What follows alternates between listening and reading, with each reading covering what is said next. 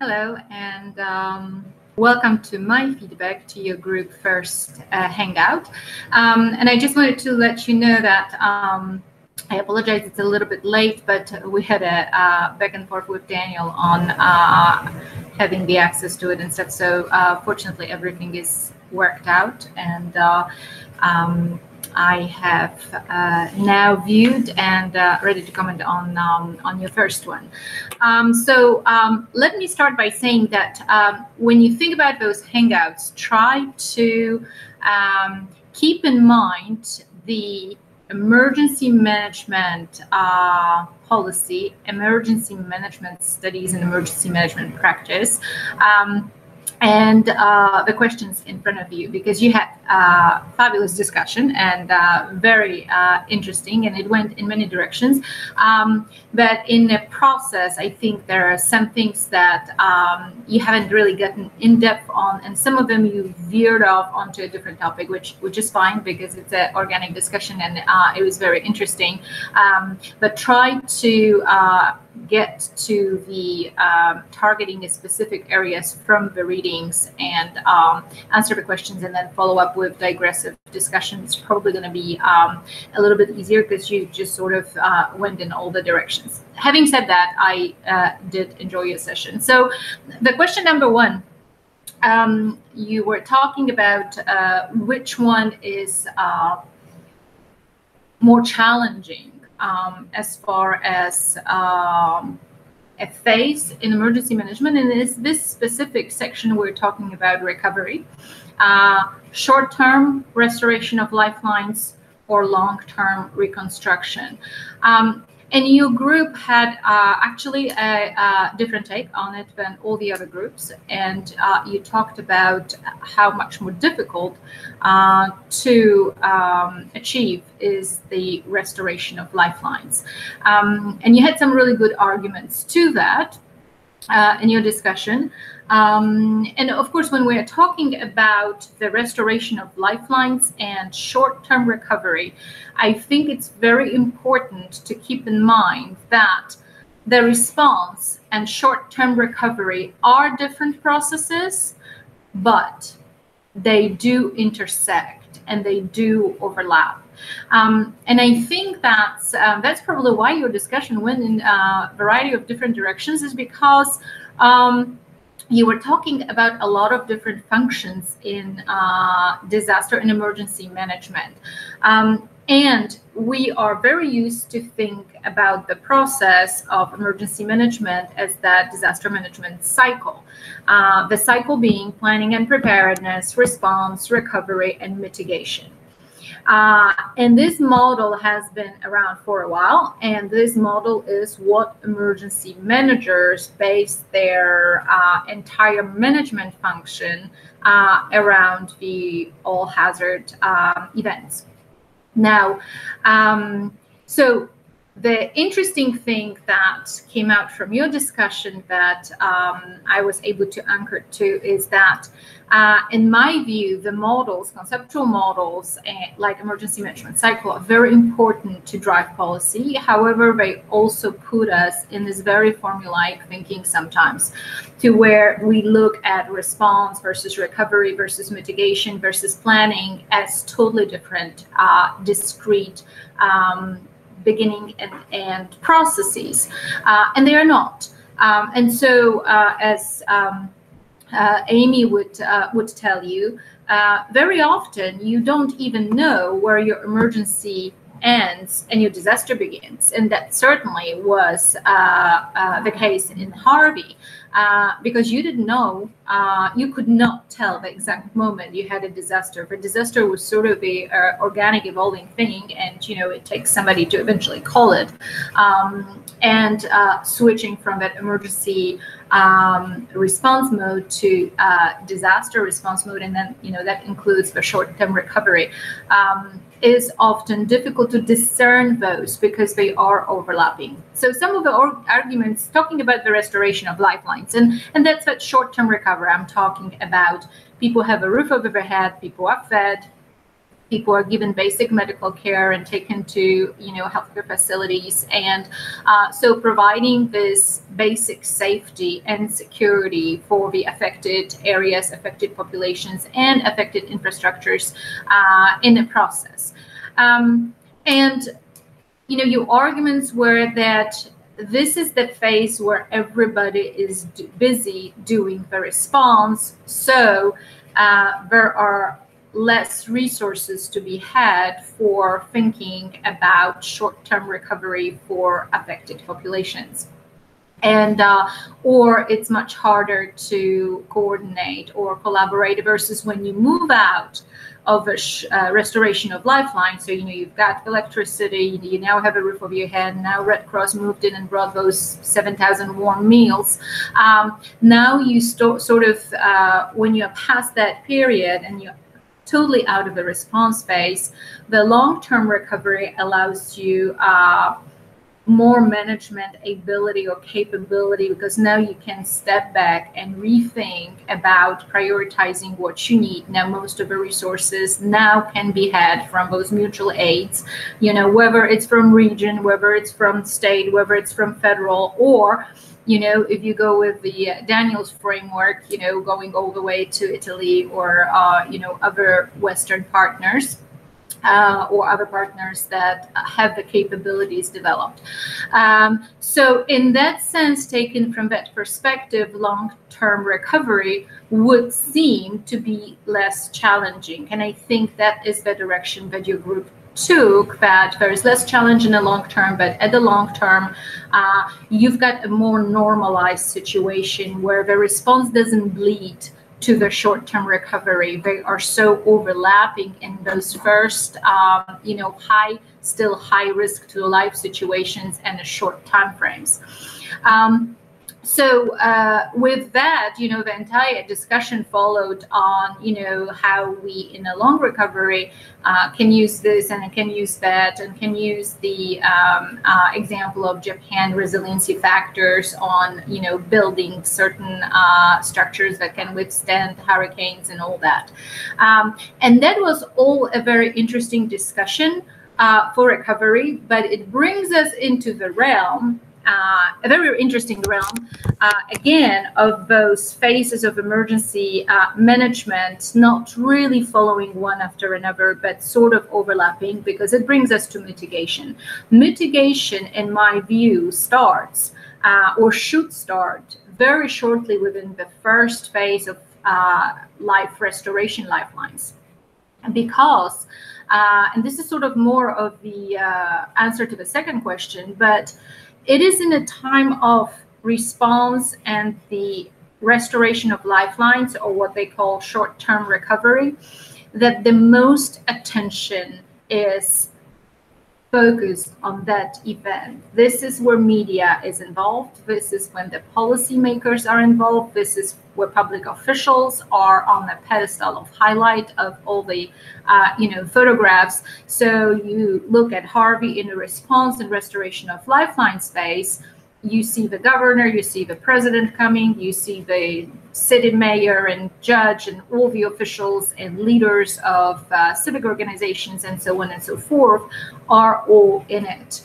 And then as you move away and you have stabilized the system, you have reached the short-term recovery in a sense that it sort of overlaps with when you think about the critical incident. You have the chaos phase, you know, 0 to 60 minutes, you know, you're trying to figure out what happened, you trying to get intelligence, you're trying to do this first essential tasks. And then it's sort of moved to the scene management phase, which is still response. And then sort of, you know, this is where you're trying to resolve the problem. So aid to victims and all that.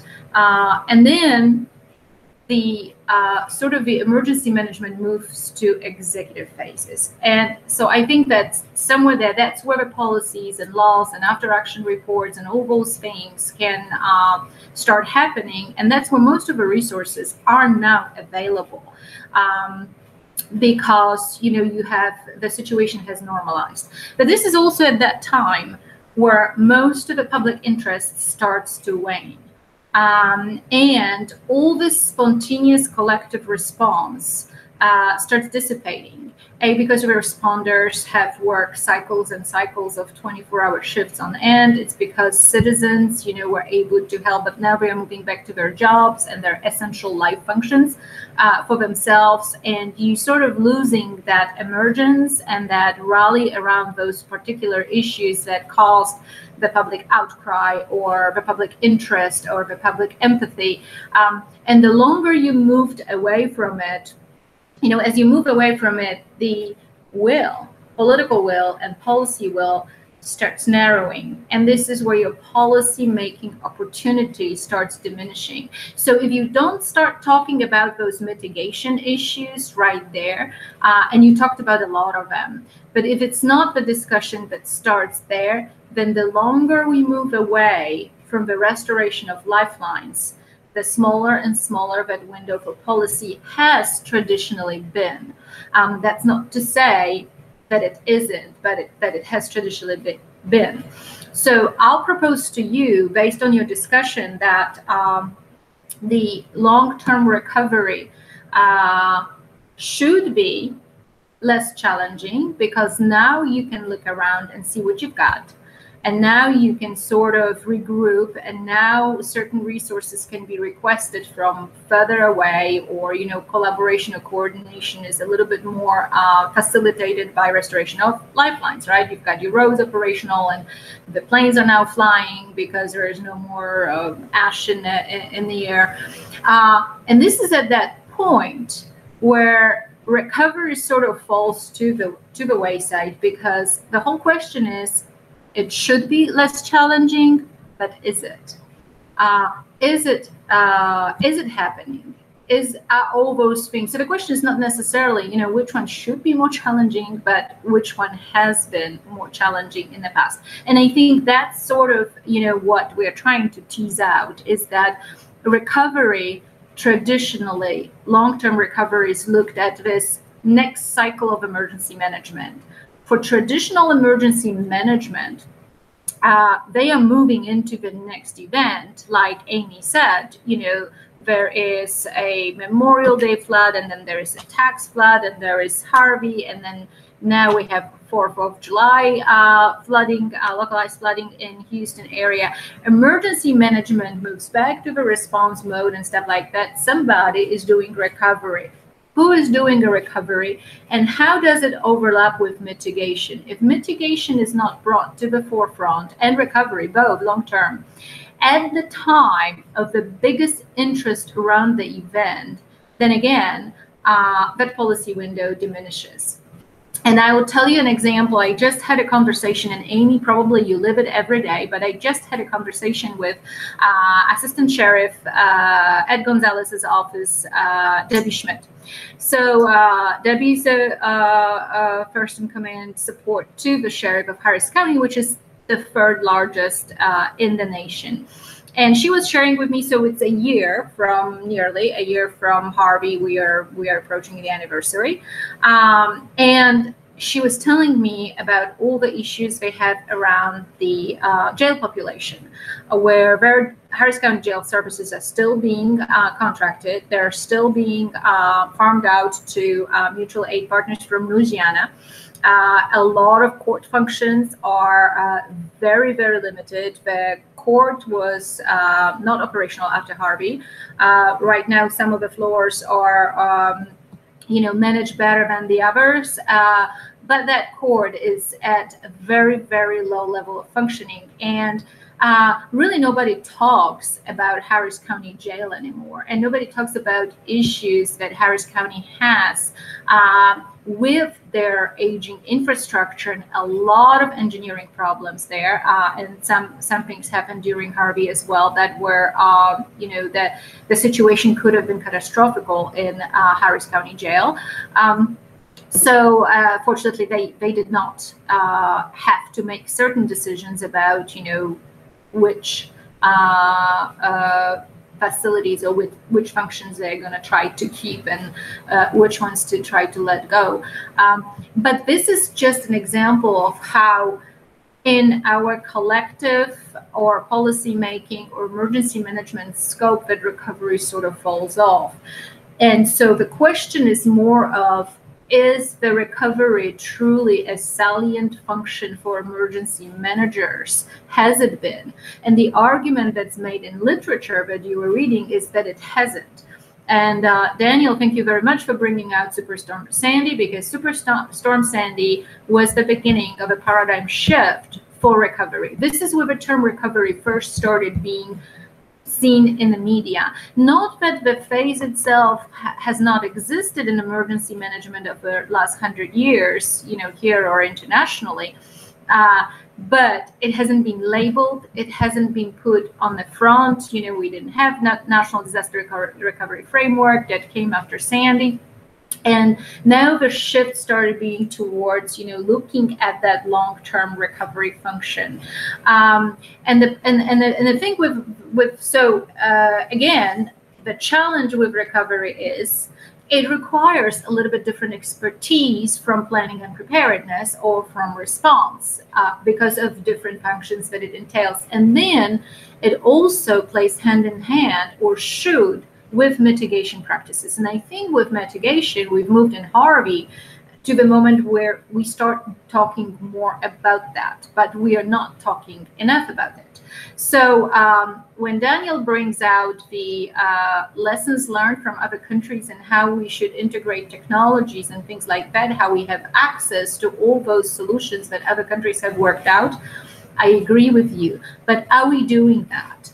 Are we truly, and who is doing it? And so we are calling now, within the National Disaster Recovery Framework, we have a recovery specialist type of function.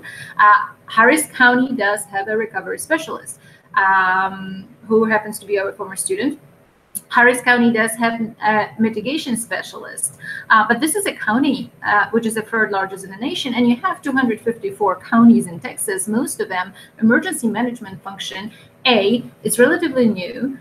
B, it tends to be double-headed in smaller jurisdictions. So your city manager or police chief or somebody would carry the function of emergency management coordinator as well. And then you need all those specialists, and things are changing, and those positions are being created, but we haven't seen much of it today. So I think that we are seeing now changes in looking at disaster management cycle.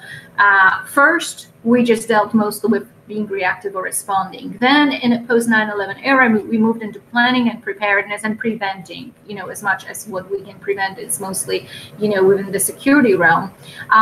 And then we started talking very slowly about recovery processes. And now, hopefully, the mitigation is coming more to the forefront. In Daniel, we can learn from other countries and vice versa, but do we?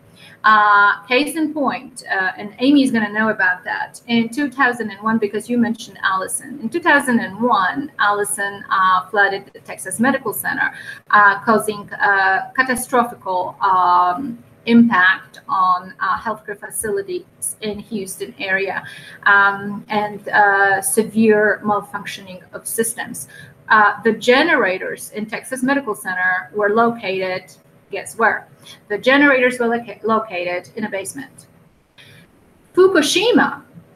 So if you look at the generators in Japan, talking about our Japanese friends, Daniel, look at that event and see where the generators were almost a decade later placed, you know, by our Japanese friends. Going back to Harvey, the generators for Bentall hospitals, where were they? They were in a basement and they were flooded. So we are collecting those lessons learned and best practices, and those case studies are replete and they are there, and a lot of research has been done. But are we truly using them in mitigation practices? Are we truly integrating them? Or, you know, so yes, we should. Recovery should be easier. Recovery should, in the concept, long-term recovery should be a great opportunity for implementing those mitigating practices. And your conversation, whether you label this as such or not, revolved a lot around mitigation, this particular discussion. And I'm just going to go into some of the points that you raised. Aime, you talked about Google Earth and predictive modeling and leveraging technologies for certain types of predicting and simulating and looking at the floodplains. Now that technology is fantastic and is being explored and is being used. However, in Hurricane Katrina, simulated exercise PAM was conducted that predicted that levees will break in New Orleans. That exercise was conducted long before, or at least a year before Katrina hit. So we do have those resources. We identify them. How are they integrated into mitigating practices? Are they integrated? In my community that flooded, and we lost 1/3 of homes to Harvey in my community. I live in River Plantation, so it's not the area that's talked about very much because, you know, we typically talk about Houston when we talk about Harvey, but some of the homes took 12 feet of water. Some of the homes had never ever been flooded. And in my area, now Montgomery County is talking about investing tremendously in flood warning system and the light system that is going to do the alerts about the water is rising. Well, the problem with that, this is, you know, putting more technology in place instead of mitigation, because the true problem in my community is drainage and the low-lying areas and building in low-lying areas, and the fact that certain populations cannot possibly mitigate risk to their homes because they would have to leave altogether, or they would have to lift their homes by 12 feet, judging by Harvey standards. You know, some of them got flooded to 12 feet. And that is a tremendous amount of money that is not available, because raising just by 7 feet in my community is over $100,000. So mitigating practice, the warning lights are gonna tell us what we already know. It is a problem of engineering of the river and dredging the river, and we now have a huge discussion around my community losing a golf course, a part of a golf course, potentially for 200 homes being developed, which is going to decrease substantively the watershed in this area. So you're going to have more concrete. Homes are going to be raised, obviously, because they're going to be built in a floodplain, and that's going to cause a totally different type of flooding to my community. But going back to Aime's, so mitigation. But going back to Aime's point on predictive modeling. We do have maps in my community that talk about what areas are in what year of flood vulnerability. Those maps are hanging in our Community Improvement Association, but we have people buying in low-lying areas that are typically not spending hours and hours in Community Improvement Association building, that built, a lot of them buy homes on personal credit, from family members or other forms of buying a home if they cannot get a loan. So those low-lying areas are economically depressed, more economically depressed areas, a lot of elderly. Some of those homes flooded so many times, they're uninsurable, and the elderly living in them cannot move anywhere else. They can't sell those homes. So the only way they can function is if they basically dry up the water, put some mitigate as much as they can. Some of them do not even mitigate after smaller floodings. They live with mold and stuff like that, and so and they wait for the next one. That's something that Nahrya alluded to in I think you talked about Bahamas, and you talked about how the hurricanes come through and people don't even rebuild because they will not invest to go to the state from before, because this is what alternatively we do. We go to the state from before. And this is not recovery. And this is what the term or the definition of recovery, only very recently more spotlight has been being put on. You do not want to reconstruct or restore to the original state, because the original state was the cause of vulnerability in the first place. And Aime, you discussed the drainage in Houston and the fact that for 20 years, and this is true, and it's probably longer than that, we have been talking about urban planning. I personally interviewed one of the assistant chiefs of the Houston Fire Department, that she was at the time the assistant chief and of Homeland Security and Emergency Management, and she came back from FEMA trainings with all kinds of scenarios of what's going to happen in Houston should a torrential rain happen, which what Harvey was a couple years ago, and at the policy level, at the city level, at the policy level, at that time, there was absolutely no interest in addressing those concerns. Like you said, Houston never has money for mitigation, so then we throw, a ton of money on recovery, which gets us to the point from before the event, and that event is not getting any smaller. So again, why is it, the question remains, why is it so difficult to make people be focused on integrating mitigation strategies in that long-term recovery? That long-term recovery, Daniel, I agree with you, should be a tremendous opportunity to make things better, and in some ways they are. Obviously, there are other issues like gentrification and stuff like that that are always threats. But certainly we are not doing enough in mitigation. We try to sort of restore things back and then invest in more planning and warning systems and, better way to respond. We're thinking about how we respond better instead of thinking differently about how we mitigate the impact in the first place by thinking about design differently.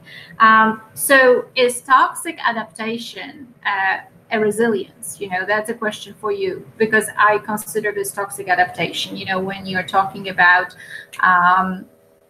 not restoring your homes because that the next one's going to hit, or not rebuilding your home after the flood because it's going to get flooded again. So you put a big fan, you just dry it out as best as you can, and you live with mold, which's got tremendous health implications for vulnerable people in the community. And then the people get through, and they adapt. So on the resilience model of Ross, you've got the capabilities and, adaptive capabilities, and you've got adaptation. Is adaptation like that a good adaptation? And I think it's a maladjustment due to poor policy. Goes back to our focusing and possibly because that response phase is so visible that we tend to, put all our efforts and all our resources right there. And as that event moves away from the radar, the collective memory starts being smaller and smaller. So in that sense, I think that long-term recovery is a challenge because it falls off the radar of policymakers or public opinion or social interest. And some strategies should be implemented that keep on bringing it to the forefront. And that's very difficult to do. And hopefully, the fact that we are labeling things right now and they're creating those positions and talking about it is going to make things a little bit more robust. So I agree, Aime, again, all those systems are great. The flood monitoring, the telling you where it might hit and in what area, and those are great resources to have. But are we truly at the emergency management levels? Are we really using those resources to impact and to drive building, designing, training, and planning. And I think that the jury is not out on that, but we see that we do have those lessons learned. A lot of them are not learned; they're just observed or put on the file. On the shelf. Something that I really wanted to talk about for a moment, because it came out, is the question of looting in disasters. I really don't know if it goes to response or restoration of lifelines. I think it's probably both. Not necessarily that much with long-term recovery, or long-term recovery has different issues, and I think Aime identified that: contractors, prices, and availability of specialty experts that are being hired at really high prices after the event. Price gauging, like within the restoration of lifelines. Looting itself is, I have to agree with Aime, all the research indicates that in the moments of critical incidents, and Oklahoma City bombing is a perfect example of that, because there was very specific research that was being done on that. Both the crime decreases, and there are no specific instances of antisocial behaviors. People, in fact, in reverse, behave very pro-socially in critical situations. And certainly the community characteristics and that social capital Aime mentioned, it's going to be a factor in adaptive, actions of certain populations that are going to be typically low social economic status, lack of ability to access to the restoration of lifelines. And so there are some pockets of those concerns, and that's definitely part of mitigation planning and preparedness. But the media does make the looting a big story. I don't think that Japanese or Japan or United States, in that sense, in critical incidents, we don't have to use the shaming theory, because people are pro-social, and we have seen that in Harvey in a spontaneous response. So I'll tell you what kind of characteristics fuel the looting fears and looting myths that have been well documented in literature. I had a case in my community during the restoration of lifelines in which I was engaged. There was a case of one person looting in our community. And I do this because not that it wasn't the activity that was not a pro-social activity, but this particular individual used the rescue services of volunteers who used boats to get people out of flooded homes, to go to his parents' home that flooded, told them that his parents' home, they had something that he needed to retrieve, and to check if there was nobody there. And when the rescuers got him to that house, it was in fact the neighbor's house, and he knew the neighbor had a condition and had medication. So it was a drug addiction situation. It was a person that was looking for, it was a substance addiction issue. And of course, because cameras, noted him breaking in and stealing those when people first evacuated the community, they were able to identify him and put him in jail in Montgomery County. But when I was there, during the marking of the homes, the family actually came back to that house to mark it a couple days after the water receded. And I personally witnessed a constable response to that home after that family pulled in. They all came out with the weapons drawn. The entire neighborhood was watching it. Spontaneous volunteers who were there, who are helping, a lot of people all over that street. That street was the most affected street in our area. They were all looking at law enforcement response to a family that returned to a home that was a home of a looter that got captured a couple days earlier. And it was really, really dramatic. because of course everybody started telling the story, this is where the looter lives, and everybody said, well, we're not going to help them, obviously. And this is how social norming started functioning in that little community, where they, you know, already made their decision of social exclusion.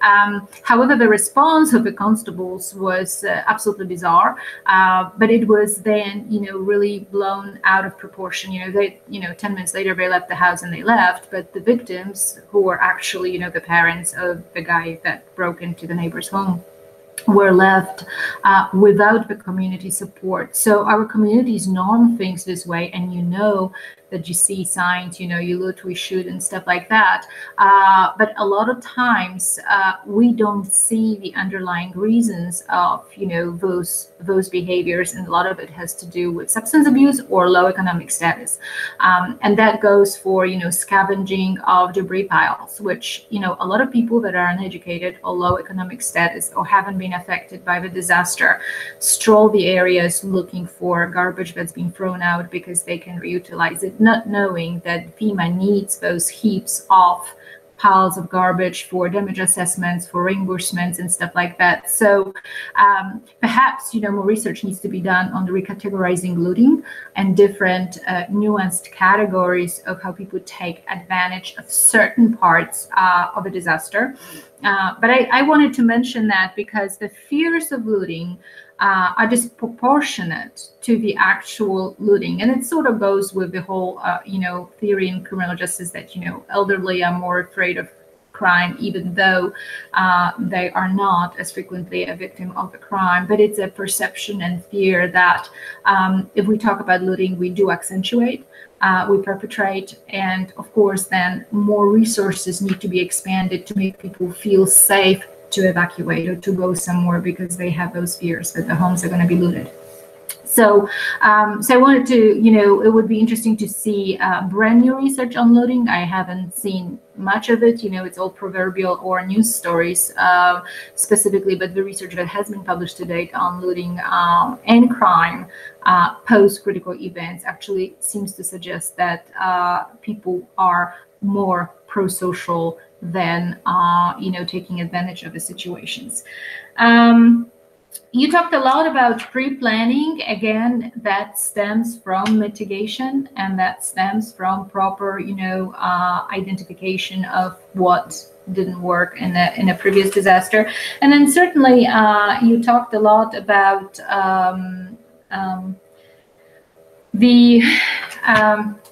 about the volcano and about you know, certain solutions to mitigate certain events. And I think that when we talking about emergency management as a whole, we also look at, you know, different types of threats and different type of vulnerabilities, and we do risk assessments, and we use those technologies. In a case of Yellowstone, certainly there are a lot of considerations for those events when we don't experience certain events, and there's a lot of research on that. The proximity to the event will affect how we mitigate. And so because we haven't had a great volcano eruption in recent years, you know, their collective memory tends to be, you know, a little bit more separated in time and space for most people in the United States from Yellowstone. So we tend to invest in those type of processes a little bit less. But certainly a lot of concerns in Yellowstone. I was there in December. iPhone does not work in those temperatures at all. Certainly you talked about communications, coverage, thinking about you know, what are the essential functions in the park, what are the essential functions of, you know, all those communities outside of the park, how they need to prepare, what areas would be impacted. This all should be part of the threat assessments, and, you know, some type of solutions. Our probably national disaster medical system would kick in with, as far as transportation. Right now, there is no good plan for nationwide as far as mass evacuations from one state to another. We're still using, we're very connected to the Department of Defense and Veterans Affairs, for craft, and they are old, and they're, like Aime said, they are not robust systems, and I think you had a really good discussion about that. There's two things in recovery that are really critical. One is robustness and one is redundancy. And of course, redundancy, you all know, it's all the alternative systems. You had a discussion on the information network for continuity of operation planning. And the question to ask yourself is it robust? In a sense that it actually will bring a lot of those different private businesses and private enterprises to the table. Do you think that issues such as standard operating procedures, legal concerns, patent laws, privacy of information, proprietary issues, HIPAA regulations, you name it, all those different laws, are they not prohibitive of having that network to be truly robust, to involve all the necessary elements that it needs to involve? And the question number two is it going to be redundant? So what kind of backup systems are going to be in place for, when those virtual platforms are not going to be available to support it? But with respect to the trains, fast speed trains, or moving things through planes and stuff, so those two questions are to be asked: are they robust and are they redundant? And I think Aime already raised those concerns. The train can only take that many people, planes will take that many people and not come back, so they're not robust enough. And then, do you have a redundancy? Because time and time again, when you read about different disasters, including, post California earthquake and San Fernando Valley, it is very clear that redundancy is key. That you might have your transportation plan on major highways, but now you also need to have a water rescue plan, and now you might have some other types of plans that need to be put in place. And so again, when looking at creative solutions that we can deploy or invest money in emergency management, evaluating those has to look at the questions of robustness and redundancy. Can they be backed up by something else, or are we investing all this money in that train, and then a big wave is going to come out and take it out, like during 1900 Galveston storm that took out the entire railway with a train on it within seconds. So you had really good discussions.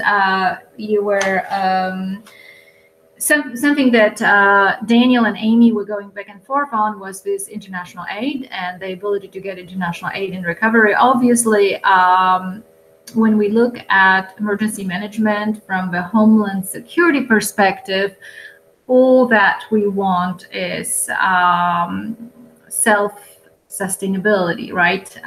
Aime said, relying on external aid is decreasing the resilience. I think you can look at it two different ways. You can take it back to the social capital framework and look at the bonding and bridging and linking. And certainly communities that have really good bonds and bridge very well have a lot more social capital. If they have that linking component to external resources, then that increases their resiliency, because now they have access to public officials, or they have access to non-governmental organizations, or they have access to some kind of special training that they have taken or leveraged. So that's at the micro community level, and I think that's really really important to know that you got to have bonding, and you've got to have bridging, and then linking to your immediate outside of your immediate area, and a resilience starts at the community level.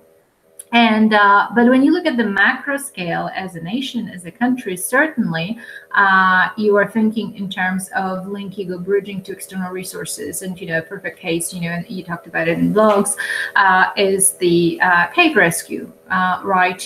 That's certainly big, pivotal events that capture the attention of the public all over the world. They bring in a lot of international help. And international help is going to come. So yes, is resilience relying on somebody else? I think the resilience starts at the local level. It always starts at the local level to be able to, and then sort of goes outward as their capabilities decrease. And so moving on to your discussion on continuity of operation planning, I don't think you ever answered the question, what's the difference between emergency operation plans and continuity of operation plans? Because you sort of started talking again about planning and preparedness and exercises and mitigation, and sort of, there was discussion about all the elements there.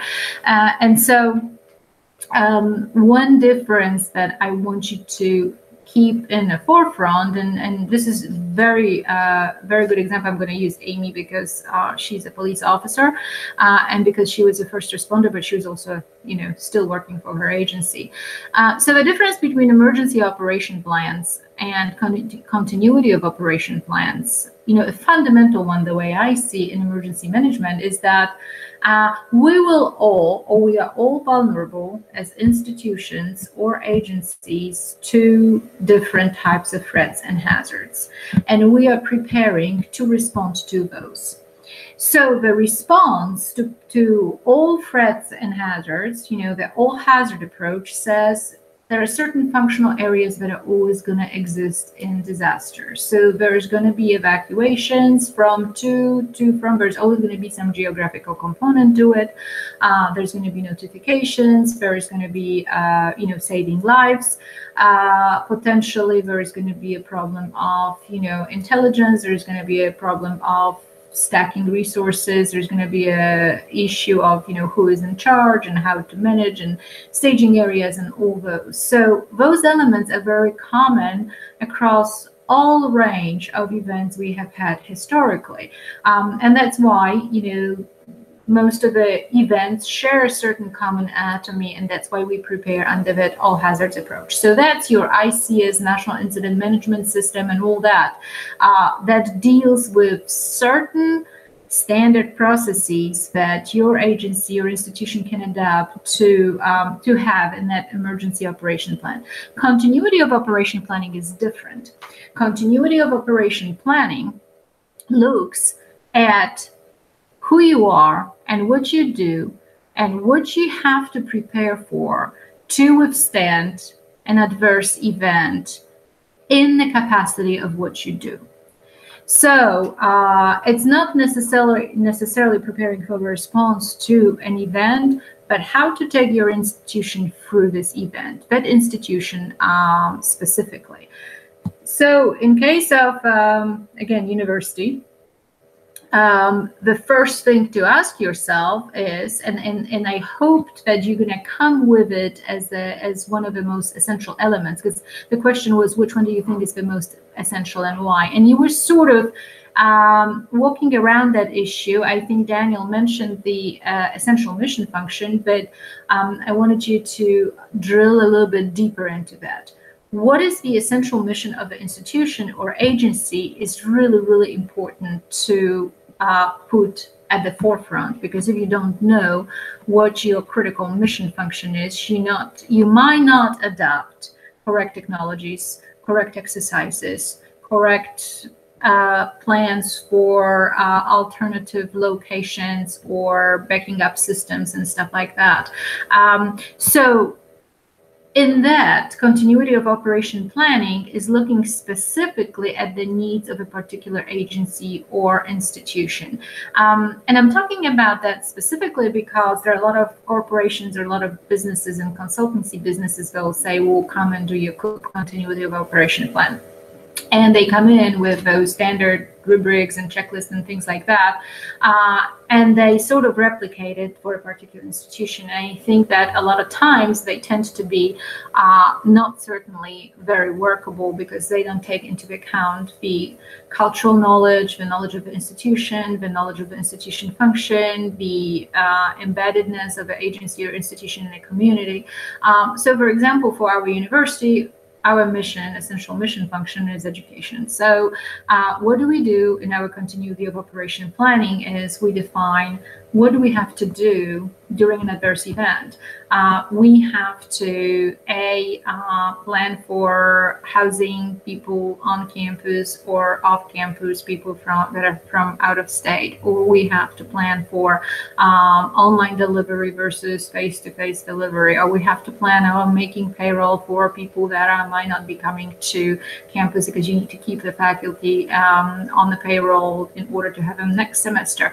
So those are all kinds of things, the secondary records of student records, how we backing out our files of students. Certainly that was a really huge issue during Katrina in Louisiana, where students were showing us up to our university without any records whatsoever, and how can they continue their education where all the records are lost. So for us, as an educational institution, we have to think about how to adjust to those things in our continuity of operation planning. And yes, what would be the alternative side of our supporting our mission? And it might be virtual, or it might be, it might be different options that we can think of. With respect to Aime, and I mentioned the police department, is, there was two things. And they certainly do overlap. There was an emergency operation plan, right, and continuity of operation planning. For Aime, she is a police officer, or she works in the police department. So, what is the mission of the police department? I think you can answer that. That's definitely citizen safety. This is criminal investigations. This is being able to dispatch on ongoing basis. It's to be able to have a short time within your response to citizen concerns on regular things that are happening. And then on the other hand, you're a traditional first responder to critical incidents. So this is where there would be in the agency, it's such an interesting overlap for police officers, because you do prepare to be a traditional first responder, but the agency truly, that disaster response is not the police department's mission number one. So how do they go about making sure that they maintain their regular operations for their functions? That would be part of the group. So moving your dispatch, for example, and doing exercises for that, or making redundancy to your dispatch, or what have you, would be part of a continuity of operation planning. And something with training and exercises that I think it's really important to keep in mind is, Daniel, the whole group had a discussion on how this one event will never happen the same way. I mean, we plan for things and they are all different. Every single critical incident that happens is different than the previous one. Now they are gaining in complexity, they are gaining in scale, they are gaining in difficulty to manage because of interconnectivity of different functions. But generally, that if you plan an exercise for something, this thing will never happen this way. If you plan to, for example, in your continuity of operation plan, you plan to move Houston Police Department, place X to place B, then Harvey happens and you don't have roads. And then you're thinking, what does that do? Planning for alternative sites when every disaster is different. We're not gonna be able to use that site. Well, I will propose to you that what planning and exercises does is enables one to have flexibility of mind to think about options, because you are thinking already through those processes. It's really not the plan that you have, and I think this is a mantra truly in emergency management. This is not about plans, it is about the process. So you can have the best maps you can have a best flood maps. If they hang in the office that nobody's ever seen, if nobody knows how to read them or interpret them at the county level, at the emergency management level, they're just, good flood zone maps. If they're not being brought into the meeting about building a city, if they're not being, used by policymakers to grant permits for development, then certainly they're not integrated. So you can have those plans, you can have those technologies, but how are they leveraged? And are you talking about it? Because, maybe those maps or those predictive things are going to be useless. When Ike was being predicted, we did modeling of what areas are going to be affected and stuff. And then, we're supposed to hit Nahrya. And then it happened. And of course, a lot of things that happened with the surge did happen. But at that time, it was not very useful 5 days before Ike. What would have been useful is, the having, that awareness of what to do with it long before. However, after Ike, all that scaffolded or staggered evacuation plans by zip codes, by degrees, by how many hours out, what the zip codes get evacuated, that became helpful. This is when we went back and sort of mitigated and built it into the plan. And certainly that happened with something Aime talked about, which was the counterflow. So the counterflow is this process in Harris County where traffic gets reversed to go only one way, and certain security mechanisms go in place where there are areas that are only pass-through areas. So, evacuated people cannot get off those roads. They have to go to a certain first big hub of destination for the first zone of evacuations out of Houston. And then there is no traffic backwards. So you have to implement it early for the businesses to be able to close, for the businesses to be able to let their employees go home and pack and, get on the road and so on and so forth. We didn't have that. Certainly, Ike caused this. Rita, I apologize. Rita caused it during Ike. We didn't have to. We were planning to do counterflow, but it wasn't necessary to be implemented in the long run.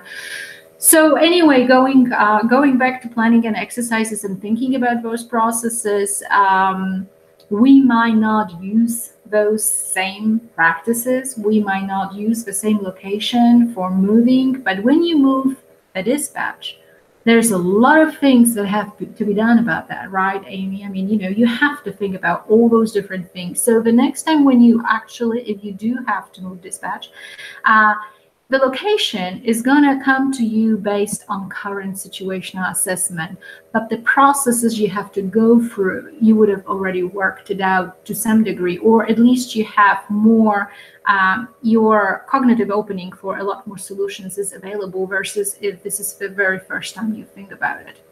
And so, again, I did the same as your group did. I digressed from the information network, but I was thinking about technologies and in continuity of operation planning, technologies specifically, a lot of businesses make a mistake of adapting technologies that work for other businesses, and they might not necessarily be the most optimal system or decision-making system or records keeping system for that particular institution. And I think that's a big area for emergency management to look at when we are thinking about continuity of operation planning, because it is a critical part of faster recovery. Because all we're trying to do right now, when we are finally speaking about recovery, is making sure, A, that the restoration of lifelines is shorter, because a lot of things will fail in that particular, never come back in that particular phase. You're going to lose lives, you're going to lose infrastructures that might not come back. And then also how to think about long-term recovery is connected to mitigation and not mitigation coming after it. So I hope you think about it in a more holistic fashion, even though, the model is a great model, and it helps us classify and categorize things, and we as humans and our brains need that. But we also think about it as more interdependent and connected to one another. I'm trying to look at some of the other comments you had. The criticisms of Red Cross, Aime was talking about them, how Red Cross has a lot of capability and it's a local resource. I agree to a certain extent. Red Cross is a tremendous organization with a long history, with a very, very wonderful mission. And probably one of the most recognized humanitarian organizations in the world, both American Red Cross and International Red Cross and Red Crescent. In Ike, certainly, in Harvey, certainly there were several failures for Red Cross. I'm a Red Cross volunteer. I have witnessed them firsthand. The rollout of the immediate assistance program, the issues with sheltering, particularly in long-term sheltering at Greenspoint, where I was. And those can be linked to the one thing that I have identified in my studies is that those can be linked to relative regionalization of Red Cross in recent years, which means that, there are chapters, there are regional chapters of Red Cross, and the footprint of Red Cross in smaller communities, communities that are more remote from Houston, for example, has decreased. So, big chapters tend to concentrate at the regional issues, have well-placed resources there, but then at the local level, they tend to be a little bit having less footprint in the community. And case in point, I have worked with Red Cross in Walker County, and in two different initiatives. And in both initiatives, it was the very first time where Red Cross was working in Walker County, or that particular disaster manager was bringing that program to Walker County when it was already very well established in areas closer to Houston.